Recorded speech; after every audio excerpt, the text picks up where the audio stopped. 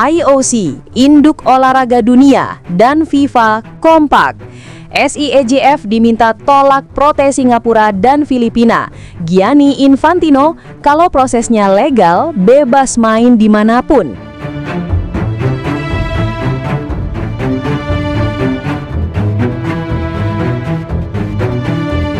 Di tengah memanasnya polemik soal pemain diaspora di SEA Games, sebuah kabar baru langsung bikin Asia Tenggara geger.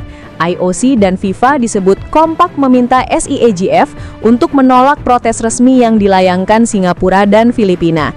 Dua negara tersebut sebelumnya melayangkan keberatan mengenai regulasi pemain diaspora yang dipakai Indonesia di Timnas U22. Mereka menilai keberadaan pemain diaspora membuat kompetisi jadi tidak seimbang, bahkan menyebutnya sebagai bentuk keuntungan tidak fair. Tapi situasi berubah total begitu masuk penegasan dari dua lembaga tertinggi olahraga dunia.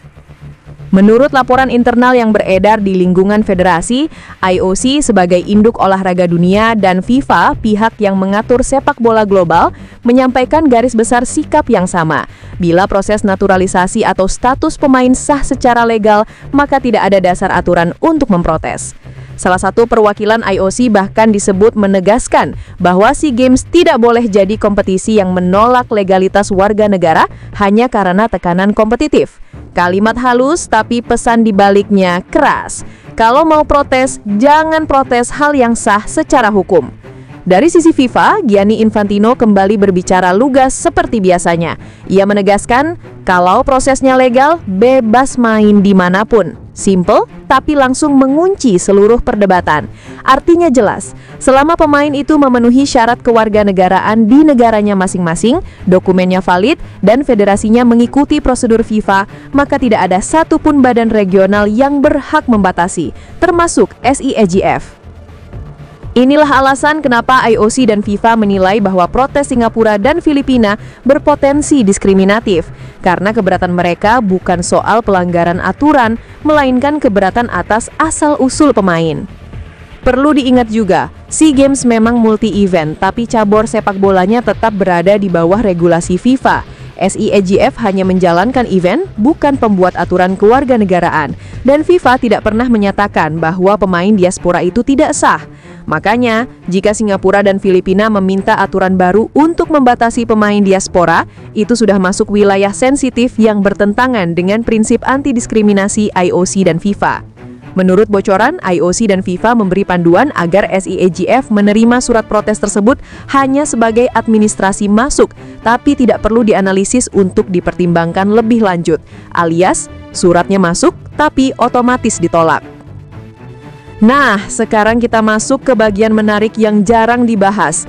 Selama beberapa tahun terakhir, negara yang membuka pintu bagi pemain diaspora mengalami peningkatan signifikan. Bukan hanya dari sisi skill pemain, tapi dari keseluruhan kualitas sepak bola. Contohnya Indonesia. Stamina pemain lebih merata, transisi lebih cepat, cara membaca permainan lebih matang, dan tempo permainan jauh lebih modern. Ini bukan sekedar efek pemain keturunan Eropa, tapi efek kompetisi internal di dalam skuad sendiri. Pemain lokal kini tidak bisa lagi santai karena posisi inti mereka terancam. Ada pemain diaspora yang tumbuh di lingkungan sepak bola Eropa datang membawa standar latihan yang jauh lebih keras. Alhasil, seluruh atmosfer tim berubah. Intensitas latihan naik, mental bertanding semakin kuat, dan gaya bermain berkembang lebih cepat. Inilah yang dilihat FIFA sebagai hal positif. Tidak ada satupun aturan FIFA yang melarang sebuah negara menggunakan pemain diaspora, karena sistem ini justru memaksa federasi untuk lebih profesional, lebih modern, dan lebih siap bersaing di level internasional. Menariknya, beberapa analis sepak bola luar negeri menilai bahwa protes Singapura dan Filipina sebenarnya muncul dari ketakutan menghadapi percepatan perkembangan rival-rival mereka. Mereka khawatir gap kualitas makin melebar, tapi seperti kata Infantino, kompetisi itu dikejar, bukan dibatasi. Kalau Indonesia bisa menghadirkan pemain diaspora lewat proses legal, maka negara lain pun bisa melakukan hal yang sama. Malaysia sudah mulai, Thailand punya aset diaspora, bahkan Filipina sendiri punya sejarah panjang pemain keturunan. Ini yang bikin protes mereka jadi kelihatan ironis. Apa langkah SIEJF berikutnya?